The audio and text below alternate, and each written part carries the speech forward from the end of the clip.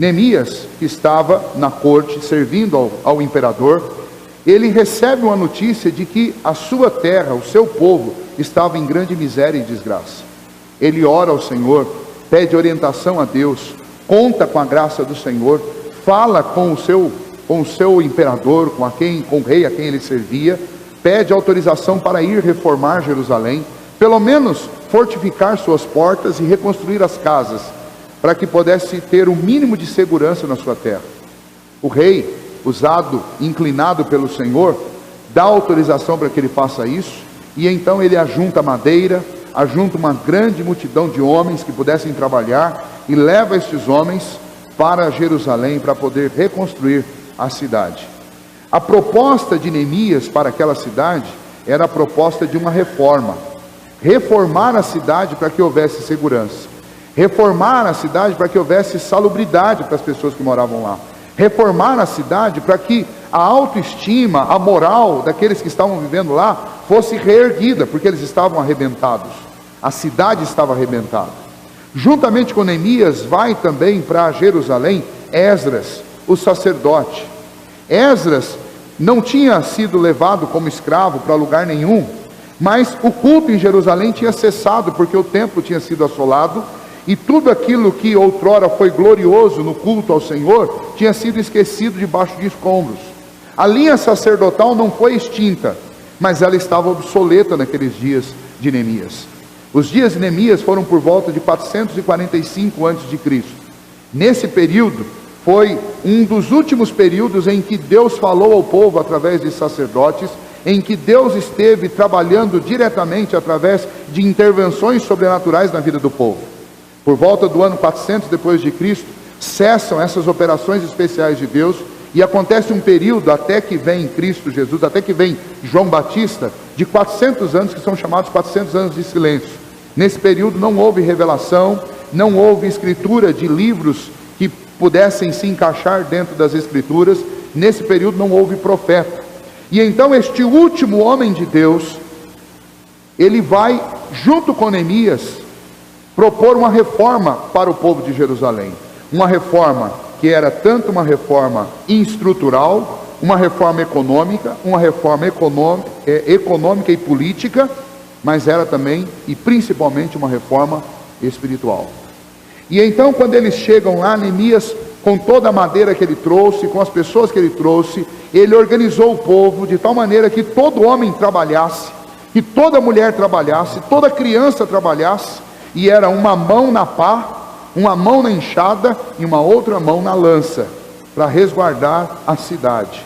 E eles vão reconstruir, e de fato eles reconstroem os muros, eles repõem as portas que tinham sido queimadas.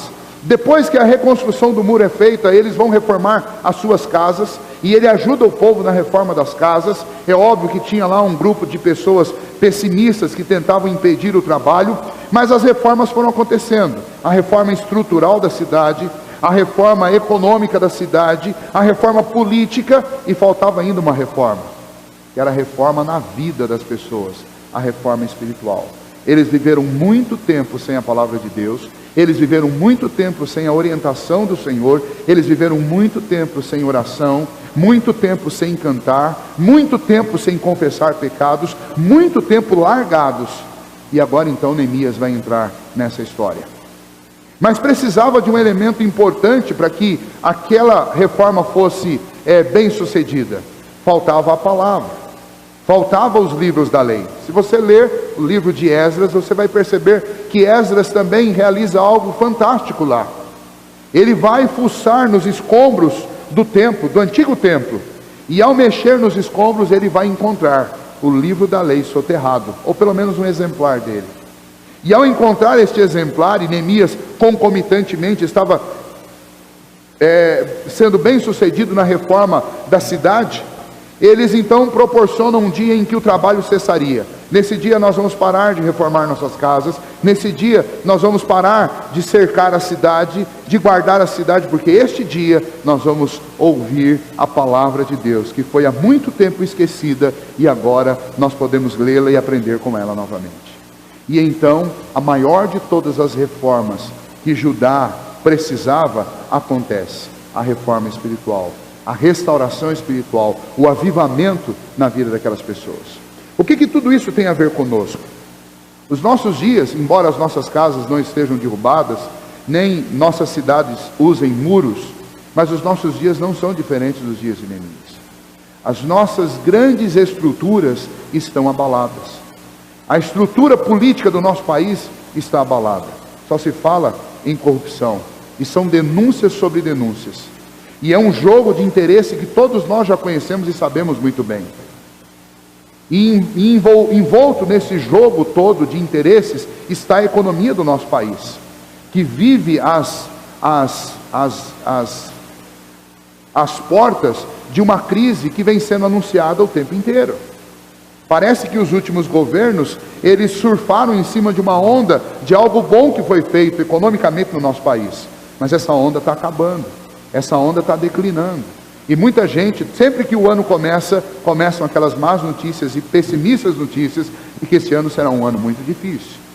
E a gente sabe que esse tipo de coisa, essas informações, elas vão falhando, mas um dia elas acontecem. Alguém vai falando que vai acontecer, vai falando, e uma hora, quando menos se espera, de fato isso acontece.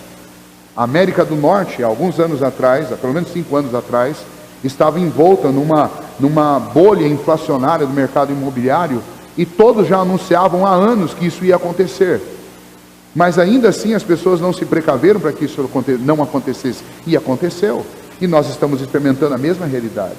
As estruturas sociais, as estruturas de relacionamento, como a estrutura familiar, também está quebrada na nossa sociedade. Nós sofremos ataques à estrutura da família constantemente.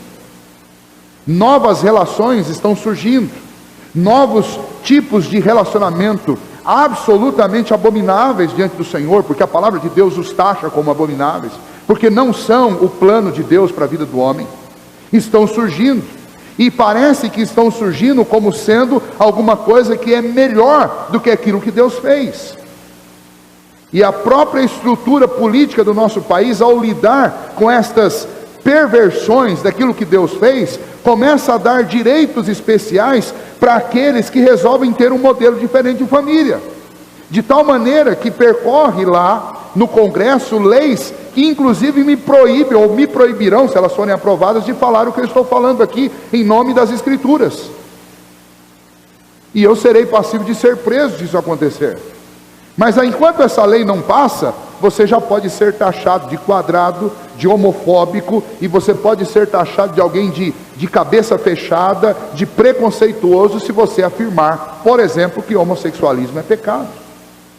Mas isso é bíblico, a palavra de Deus afirma isso. Mas essas realidades alternativas estão presentes na nossa sociedade e estão quebrando e destruindo os valores que nós aprendemos desde o princípio. E então o que acontece? Nós somos uma sociedade, como a sociedade lá de Jerusalém, uma sociedade em ruínas, uma sociedade que precisa de reformas urgentemente. E então nós pensamos, mas e a igreja? A igreja não é diferente. O próprio Senhor Jesus disse que nos últimos dias o amor de muitos esfriaria. E o que nós estamos experimentando na igreja hoje, senão o esfriamento do amor? O esfriamento que faz com que eu não considere as pessoas e as trate de forma igual. O esfriamento que faz com que eu não me compadeça daqueles que estão enfrentando uma dificuldade, uma necessidade. O esfriamento que faz com que eu ache que o culto ao Senhor é uma reunião comum, que eu posso entrar e sair de qualquer jeito, que eu posso chegar a qualquer hora, não tenho hora para começar e não tenho hora para terminar. Eu não preciso prestar atenção, eu nem sequer preciso prestar atenção no que eu estou cantando, aliás, eu não preciso nem cantar. E fora isso, eu posso passar a semana inteira tranquilo, porque se eu cumprir uma meia hora ou 1 hora numa igreja qualquer no final de semana, eu estou apto para passar mais uma semana, e se eu morrer eu vou para o céu, porque afinal de contas eu fui numa igreja no domingo. Isso é esfriamento, isso não é a fé cristã. Isso é um pseudo-cristianismo, é uma forma de religiosidade, mas não é uma forma de religiosidade que transmite aquilo que é a essência das Escrituras. Então nós somos um povo também que precisa de reforma espiritual. porque a espiritualidade do século 21, mesmo aquela dos cristãos evangélicos, está em baixa, muito em baixa. E então a palavra do Senhor neste texto de Neemias é extremamente atual e útil para nós, porque esse texto nos apresenta alguns princípios para a reforma espiritual e para a reforma da vida.